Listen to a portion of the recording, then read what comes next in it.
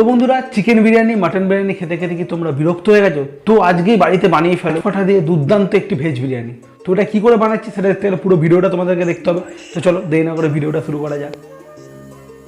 বন্ধুরা, প্রথমে তোমাদেরকে যেটা করতে হবে, গাছ পাঠা মানে এঁচোড় আমরা বলে থাকি।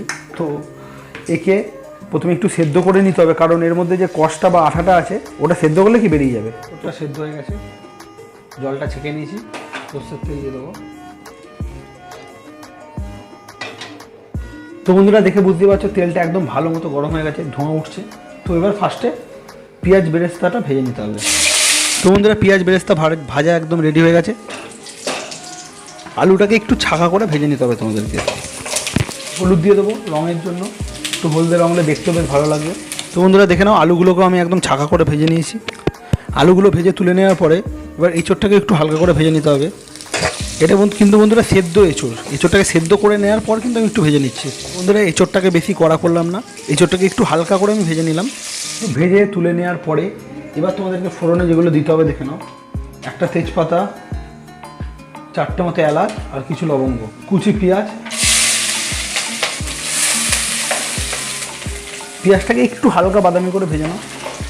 ওটা টমেটো বাটা, 3 চামচ মতো আদা রসুন বাটা, পরিমাণ মতো নুন, 1/2 চামচ মতো চিনি, অনুযায়ী ঝাল, যে যেরকম ঝাল খাবে সেই হিসাবে দেবে। একটু ভালো করে কষিয়ে নাও।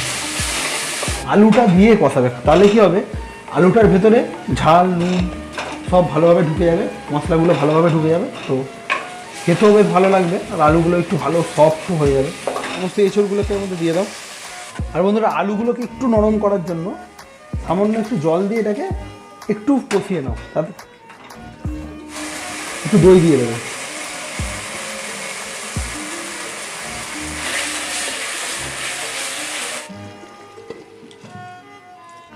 তো বন্ধুরা, এবার বিরিয়ানির সেন্ট বা ফ্লেভার আসার জন্য যে জিনিসটা রেডি করতে হবে তোমাদের, সব জল দিয়ে দিচ্ছি একদম সেম পরিমাণ, কেওড়া জল 3-4 চামচ মতো, বিরিয়ানি মশলা বড় চামচের 1 চামচ, লিকুইডটাকে ভালো করে প্রথমে মিশিয়ে নেবো। মিডিয়াম ফ্লেমে করে আমি এটাকে কষাচ্ছি। তো এবার খুলে দেখি কি অবস্থা। ওফ, জাস্ট দেখো। এবার তোমাদেরকে যেটা করতে হবে, এবার এই রাইসটাকে দিয়ে দাও, চারপাশে একদম ছড়িয়ে। তো রাইস দেওয়ার পরে উপর থেকে যে একদম প্রথমে পেঁয়াজ বেরেস্তাটা ভেজে রাখা হয়েছিল সেটা দিয়ে দেবো, একটু কাজু বাদাম, সামান্য একটু ধনেপাতা দিয়ে গ্যাসটা কমিয়ে এবার এটাকে একটু দম দিয়ে নিতে হবে।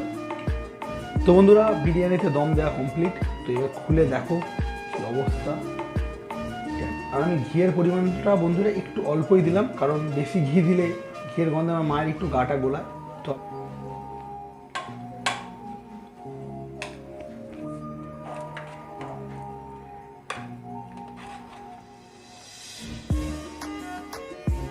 দেখো।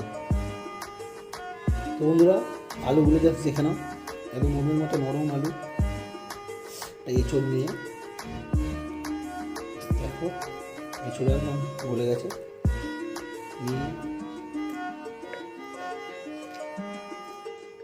ওপরে একটা পেঁয়াজ দিয়ে সুন্দর করে একটা বড় একটা গাল বানিয়ে